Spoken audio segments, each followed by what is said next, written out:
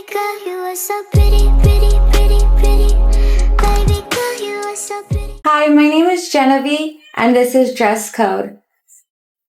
Welcome to my series. First episode, Why I Built the Fit Check. I grew up in poverty, and I had a daughter at 17. I wore the same dirty clothes on repeat, while other girls showed up in cute clothes. I used to rip my clothes up and tie them together just so it would look different, so nobody would notice that I was repeating the same clothes. And I wouldn't feel as poor. And now I built an AI-powered fashion app with 147 service files, 10 plus AI models, and zero coding experience. Zip. This is my story. I grew up in poverty in Houston, Texas. My parents split up pretty young, and I always stayed kind of by my mom's side, and she was really young when she had 4 of us back to back. So she couldn't afford much for us. I went to so many schools and constantly had to wear uniform. And even then, my mom would just take me to the thrift store and buy me 2 shirts, 2 pants. It's what she could do at the moment. And looking back, I am grateful for all that she did. But at that moment, yeah, we were struggling. When I would have an outfit and I would overuse it, I would cut it up. It made me feel empowered, stylish, and creative to make something unique. And it wasn't even that great. I just made it a little bit scandalous. And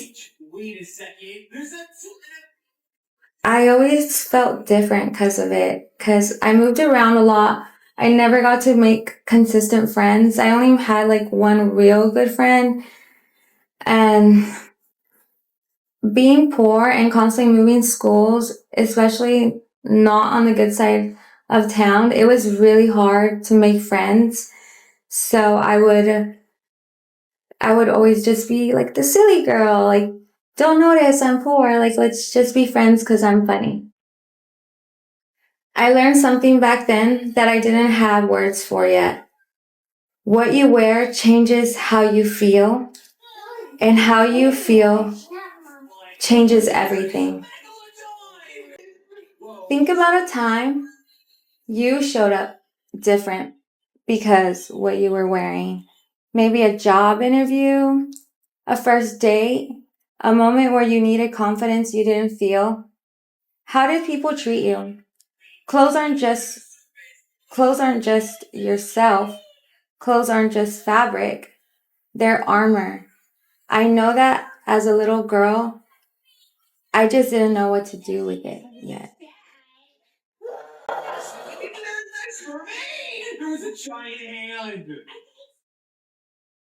I had a really poor, broken mindset. Obviously, I was bred in that environment, and I ended up having a daughter at 17, and that ignited something in me that I wanted a better life for us. I didn't want her going through what I went through financially. I wanted to give her everything. As soon as she was born, I was buying her all the cute outfits that I could. And I had a victim mentality because, when you grow up in a poor environment, that's what you have, unless you have somebody that teaches you better. And I did have some good role models in high school. I was in wrestling and the coaches were great, and I was in a lot of things. And I guess slowly into my 20s, the victim mindset still followed me, but life has a way of beating it out of you. I was kind of tired of being afraid and being poor and not feeling enough. And I had saw this orientation video and they made us watch The Secret. And it stuck with me that years later, whenever I was coming to this victim mindset, like I was so frustrated with my thinking, I did a lot of research on self-development. I came across the man in the video. His name's Bob Proctor. He explains the laws of the universe, and I just ate it up. It led me into other motivational speakers. I'm a huge fan of Tony Robbins. I was listening to Joel Osteen every day, and I wasn't just watching them, I was taking it in. If they said do this, I did it because I did not want to feel that way anymore. The Power of Now by Eckhart Tolle changed my life as well. It's such a good read.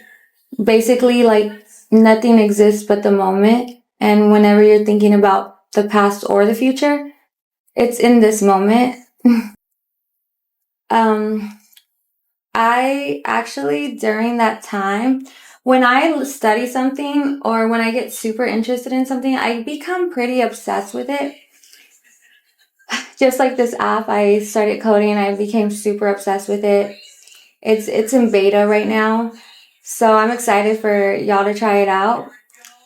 And at that time, when I was becoming obsessed with self-development, I just knew I wanted to give back. I've always been that type of person that, like, just loves giving back. Like, it fulfills me in ways that nothing else in life can do for me. I read 16 books that month. 16 books, and they were all self-help books, and I soaked in it. I soaked it in. I took a lot of information, and that was a time when, like, I started rebuilding and building myself up to the woman I am today.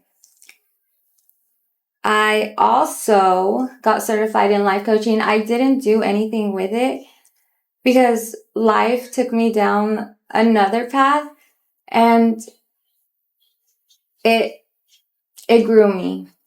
It wasn't the path I wanted to go down, but it grew me.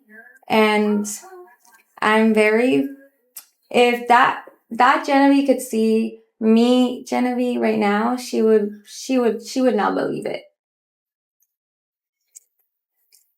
At that time, when I was doing all of that, that's when the seed got planted, and I was able to move through life with all those tools I had given myself. Mind you, like, when you grow up in poverty or trauma and you start working on yourself, it doesn't instantly just go away. I feel like life knew that was my intention, and it took me through really hard paths so I can understand, like, what I actually wanted in life, and that I no longer was going to deal with things that I dealt with before. I absolutely get very frustrated when I hear people just, like, crying over and over again about problems, because I just, like, I did that too, and I just, like, want to help. And people have to come to that realization that they don't want to suffer through themselves anymore. I was figuring out how life worked because I thought if I figured that out, I figure out what I was meant to do, and then I get rich, right? That's how it goes. But the real work wasn't about getting rich. It was about rebuilding my mind. Here's what I learned that changed everything. My mind is a tool. It's not my master. Your brain isn't supposed to tell you how to think. You tell it. When you let your mind run the show, that's where self-doubt lives. Anxiety and pain. All of it. The only moment that exists is now. And in order to create fear or anxiety, you have to go in your brain has to take you back to a situation that upset you or made you afraid, or it has to look future and create fear. And you don't have to do that. You just come back and say, hey, don't take me there. I'm a creator. I'm using you.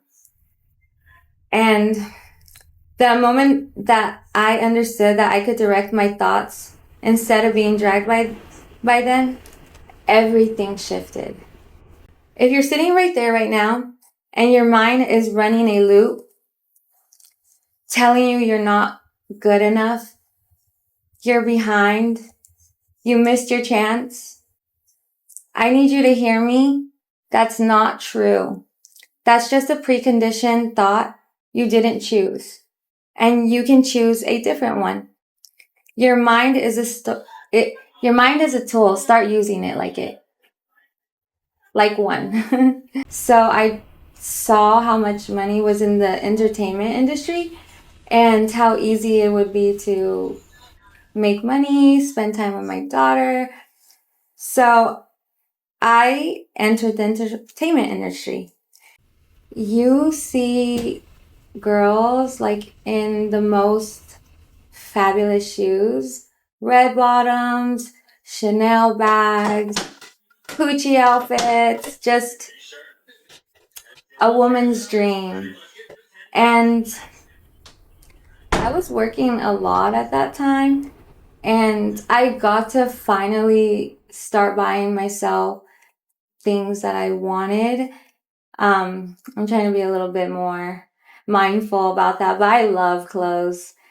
I just like it's just like very fulfilling for me to be able to be like, oh, I like this dress. I'm gonna get it for myself. So the money was good and the outfits were fun, but it did not fulfill me. Like ever since that, I started studying the motivational speakers and I got certified in life coaching. And like when I was in that life coaching class, I just felt like, when they say, you'll know what you're supposed to do when you'll know. I felt like I was a part of like that class in that moment. Like it felt like it was who I was. So that's why when I was making that good money and, having fun, and it just wasn't enough. And that would probably be enough for most people. But because I had already had that dream in my head, I want to be like this generation's Tony Robbins. I know that's a big dream, but hey, dream big, shoot for the moon, hit a star, right? Realizing fashion was not the destination, but a clue. I had the wardrobe I dreamt of as a little girl, but I still felt like something was missing. I didn't just want to look good, I wanted to do good as well. So the way the Fit Checked app came about, this was like early September, and I was at a dinner table with my friends, my two best friends, Amber and Audra, and we're always like throwing out ideas about like businesses and what we could do. And I like always was hopping on a business idea or something, like, because I'm like, this is it. This is what I'm supposed to do. This is this is my happiness. And I feel like it was always forced. And when we were throwing out ideas at that time, I had discovered like Nano Banana and how to create images, and I was creating images like of the kids. I have tons of them on my wall, actually. I was making some of my dog as like, I made us Beauty and the Beast. And I started noticing that I could change our clothes just by prompting it. I was like, I would find like a cute dress online and I'd put it on my avatar that I created of myself. I would upload the avatar that I liked. It was a picture of myself that I just cleaned up using AI. And then I would just be like putting it on different outfits and then trying to make family photos of me and the kids. And I loved it. Like everybody was like, oh my God, like you're obsessed with making these AI photos. And I was like, yes, I actually am. So we were like talking about it, and we were all throwing ideas around about something. And then I don't know if it was Amber or Audra, but they were like, oh, like you should create an app, trying on clothes, or it led to something like that. And like, it was just like, ta-da! That is it. I like enjoyed it so much. I was like, everybody else is gonna enjoy this, right? And so when that Tara moment happened, I remember during those times that I read those 16 books, and I watched tons of videos on, like how to attract things or how to heal from things. And there's this one book that that was very interesting to me. It said that the universe disperses ideas to, people on the earth. And the first one to create the idea, the best and first, generates the most income out of it. So as soon as that idea hit me and it tickled my spirit, I was like, I'm going to do it. But this felt so right. So the next day I came home and I started building it. And I baited it the day before Christmas. So I coded for 3 months straight. I would stay up for like 3 days sometimes just coding. I found like a passion for it as well. We were just playing around. We always throw ideas around, but I was just obsessed with prompting AI and clothes onto myself that it just clicked. If I love this much, other people will too. And I had to share it. So the next day I started building it. And that's how it goes. How many ideas have you let pass by because you didn't think you were the one to do it? Someone else will figure it out. Someone more qualified. Someone with more time. But what if that idea came to you because you were supposed to act on it? The universe doesn't make mistakes. If it landed in your head, it's yours to build. So when I came home and I started with the idea of building this app, I stayed up the first probably like 2 days. I stayed up the first 2 days creating like front end, which is just what the people see on apps. It's not nothing that works. It's just cute little buttons and stuff like that. And actually, like my partner, he actually knows how to code and he has his own SEO, like AI business. And I was like, I want to create an app. Can you help me get started? So he's like, there's this program called Bolt, and he put me on it and he taught me how to create, like, how to put things on a page, basically. Kind of like if you're going to create a web page or something like that, just images, buttons. Like I said, you can't click on anything. I spent like literally the 2 days, no sleep, creating images on Nano Banana, like these fancy buttons, like different colors, like, and all that for 2 days. I was crazy. And then we got to, after that, I got to back end and he taught me how to incorporate my idea, which was avatar try on. So how would I be able to get somebody, an avatar that looks just like them, and also put clothes on them? So they are services basically that any app uses. They're called API keys. And the API keys I used was foul.ai. So if you go on there and you search whatever you want to, like, everybody has designed something. So the avatar one, I used a photo imaging thing, and then to try on I started with foul, but actually went to something called fashion with that I liked better. It was better quality. But you put these keys in your app through a host. And I started learning and he taught me how to get started with that.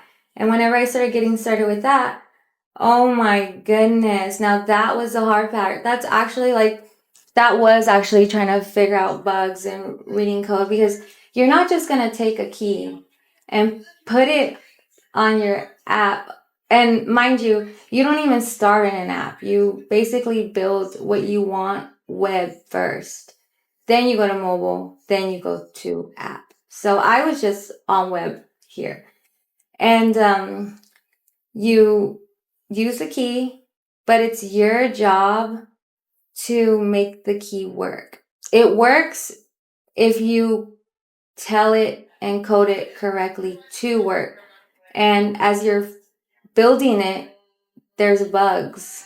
And it's like, nope, that's not right. No, you're missing this. No. So there'd be like days, like I would stay up for 2 to 3 days. This is when it all started. And it's so funny to think about now, because I know how to like talk to code and I know how to understand it. Poor me, like the easiest little codes that I could think of now that I could probably fly by in like, a couple in some minutes was taking me like a whole day. And I did not stop. Like if I had a error of a code and it took me all day to solve, I literally sat on the computer and tried my best to solve it till I solved it. Then I would allow myself to rest. Now, I don't know what was wrong with me or what is wrong with me, but I have determination. And as I started building the app, and it started off as an avatar try-on clothes, I added the virtual closet, I added the smart calendar, I added shopping, I added wish list, I added AI stylist. I just added so much more as I got better at code and as I understood what I would want,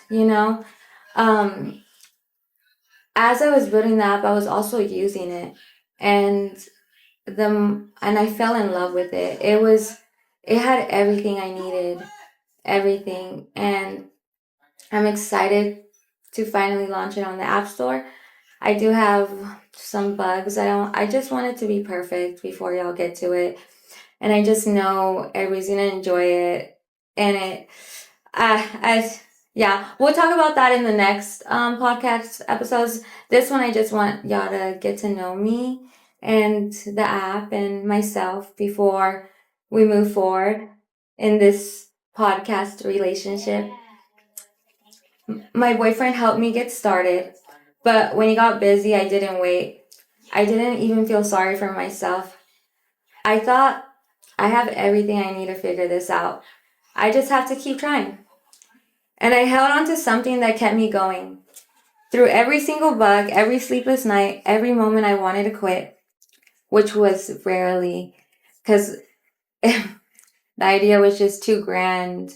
It was coming out beautifully. There is no defeat in a winner's mind. You can say that with me. There is no defeat in a winner's mind. And if you decide you are going to win, if you fill your head with winning thoughts, there's no room for giving up. So I know like I'm saying all of this like if it's easy. Like, oh yeah, I just learned how to code and I built this app and I'm about to like drop it. And no, it was hard. I was not sleeping. I lost 15 pounds in 3 months. I'm already very skinny. I was losing connection with my friends. They were worried about me. My family was worried about me. Everybody thought I was losing my mind, but I just felt so pulled to this project, and I really want to share it. My personality became that. It's all I post on social media. It's all I talk about. It's all I market. because I created it. I'm super proud. I finally found something that I get to make, and like I dream about having a business, and imagine a business in fashion AI. Like, how much greater can that be? Time's just going, and I don't want to like be older and not wish I didn't create something. But like I said, I was open and ready to receive something, you know? Any little thought that I was gonna have a business, or that I needed to do this, or I needed to join this, or I was doing it. I went out to eat with my friend for my birthday, and she was like, no app talk. And a friend showed up, and I was still showing him my app. I'm just very proud of it. And my other friend texted me randomly because it's three of us, and they're like my sisters, and I love them. But she texted me and she was like, I'm worried about you, and you don't go out and all you do is work on your app. And I had to explain to her that it makes me happy, and I see something with it, and I'm enjoying it. And, you know, just having to explain that was a little uncomfortable for me in a way. But I love her, and we can have these tough conversations and be okay. And I understand their worries about me, because I used to be a big party girl and I used to go out all the time. And I became completely obsessed with the app, and it just, my personality changed. I just want to stay home and work on this, you know? I love creating. It brings me so much joy, and to make people understand that is, especially like loved ones, is a challenge.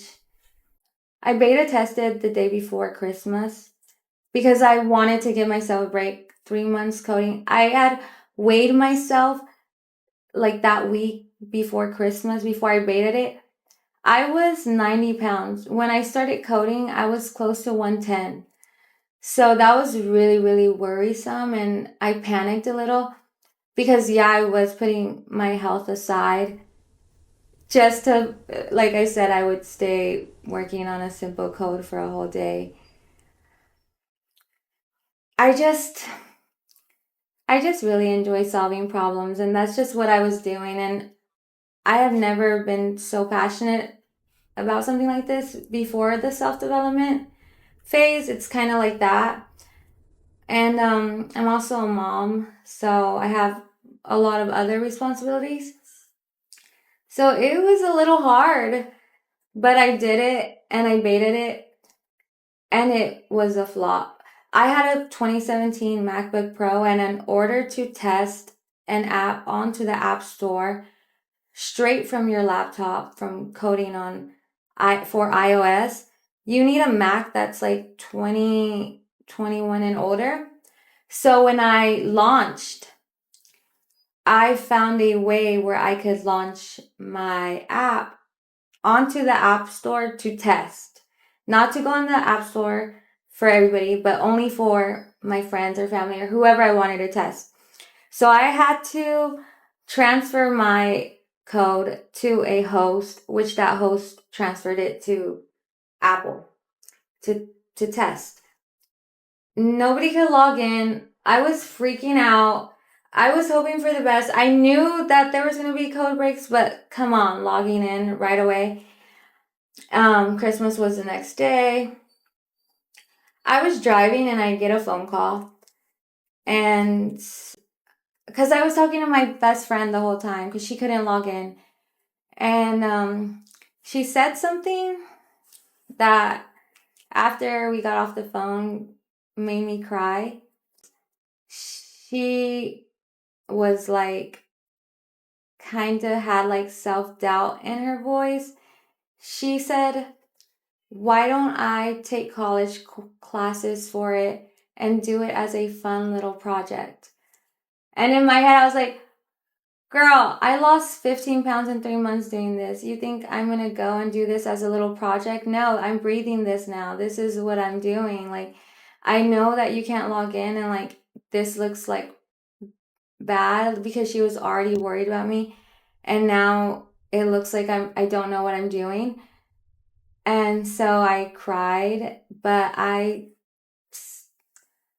took myself out of it because I was like, I know what I'm doing and I'm going to do this. So all of it hurt because my friends and my family, they can't see what I see. And I feel like they're coming around because like now they're like, oh my God, like, no, she's serious, which feels great because I love all my friends and family dearly. They're my biggest support system. I couldn't be even doing this without them. Even if they're having doubts and stuff, that still motivates me because like I want to share these things with them, and whatever success looks like to me, I want to share that with them. But this is what I learned about moments like that. My mind is soil. I choose what grows. When a limiting belief pops up, whether it comes from someone else or from myself, I ask myself if I planted that. Does it align with who I am right now, or my vision, or my dreams? If not, I visualize myself in my brain, physically going and plucking out the limiting belief, which I call a weed. And when I pluck out that weed, I think about what that belief that was limiting was, and I think about who I am today. I think about who I want to be, and I go ahead and I visualize myself planting that new belief right there. And whenever, because you don't just like go in your head and then unplant it, the weed, and then weeds grow back. Sometimes that limiting belief is going to pop up again, and you're just going to go ahead and pull it right out and plant that seed right there. And the more you do that, the smaller that limiting belief gets, and that weed, and it one day just goes away. And you know what's in the spot of that weed, of that hole that you were planting and planting? The flower, your new belief. I live by that code. I think during my self-development phase, I saw that somewhere, and I can't recall where, but that stuck to me, and I do that constantly. I am constantly monitoring my feelings and my thoughts and replanting. I'm pulling out weeds constantly because I'm creating my garden and I don't want weeds in it. The flower will bloom. It's just like a muscle. You think these limiting beliefs over and over again. You train yourself to believe that. It's the same thing as training yourself into thinking better and living that truth. It's the exact same thing. So just train yourself to garden. If you choose what grows, weeds or flowers, what thoughts are you watering? When all that happened, I told myself, you're good enough. After I finished crying after that conversation with my friend, I literally just talked myself back into like, no, you know what you're doing. You're good enough for this. You're actually great. This is an amazing app. This is an amazing idea. You've put so much effort into it. I don't see myself stopping. I don't see myself doing it as a silly little class project. And I got home, I opened my laptop, and I fixed the bug. If someone has ever told you that your dream is too big, that you should be more realistic, that you're not qualified, I need you to check your soil right now. Did you let them plant something in you? Is it growing because it's your garden? You can dig it out. Right now, today, you decide what grows in your mind. When you're a child, you you get placed these ideas and these beliefs and these systems that maybe as an adult you don't want to follow and you don't like. And rightfully so. We are all our own people and we all carry our own gifts. Don't let nobody plant in your garden. There's no defeat in a winner's head. Stopping is scarier than any criticism. Giving into self-doubt for me is scarier than being tired, than minimizing my dream. I don't have room for a victim mentality anymore. I'm overfilled with winning thoughts. I would say what making it looks like to me, because if you're going to have a dream, you're going to envision that dream. And anytime you're going towards that dream, and you come face to face with pushback, something trying to stop you, something trying to tell you that this isn't right for you, keep moving forward and envision your dream. What does it look like? What are the colors around you? Who's around you? What does it smell like? Just keep doing that.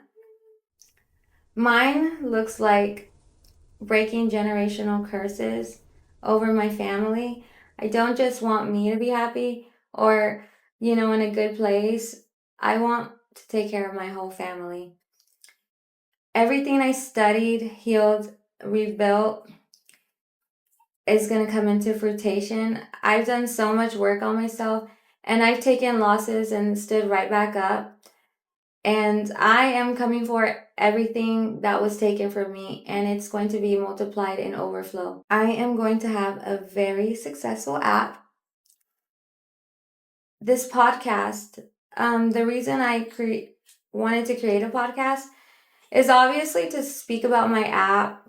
And, I do have, if you go to the fitcheckedhomepage.com, there's a step-by-step on how to code your own app. I created that. All you gotta do is send 3 links to friends, and if they sign up with their email, you'll get the whole thing for free. I do want to help in that way as well. This podcast, I really want to help push the human consciousness higher.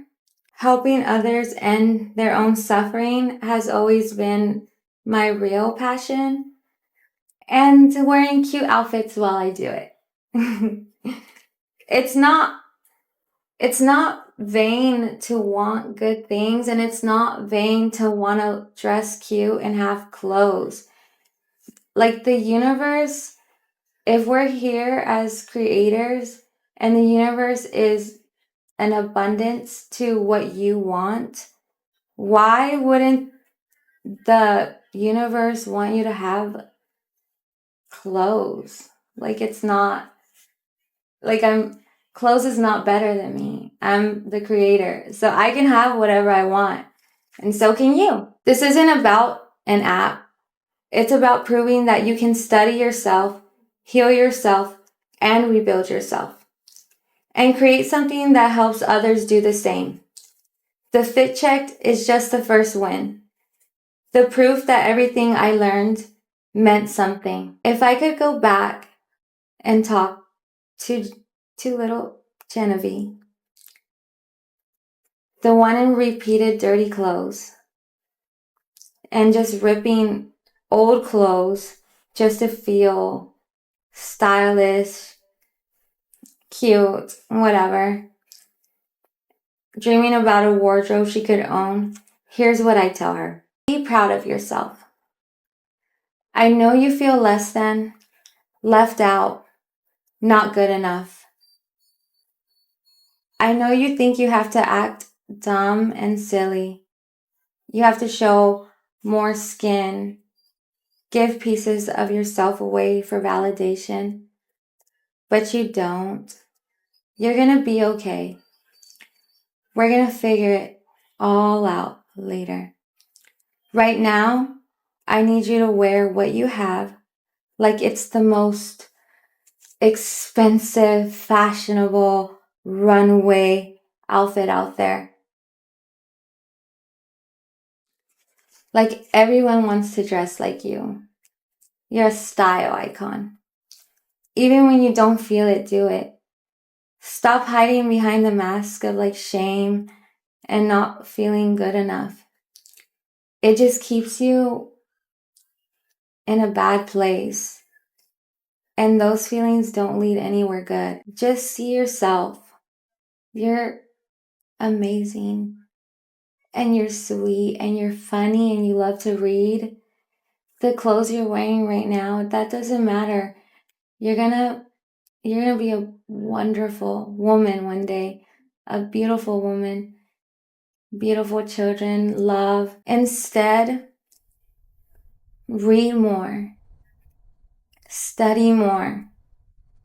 Be yourself authentically. Wear the confidence because I'm wearing it right now. And I'm happy. And peace is always covering me.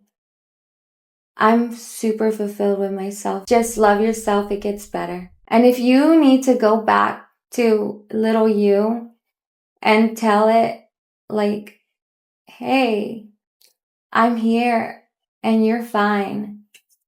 And give your little self a hug, you know? It heals something in you. And I just wanted to share that. So that's why I built the Fit Chat. That's why I'm documenting everything. Not just the wins, the sleepless nights as well. The code breaks, the friends and family who don't understand, and the tears.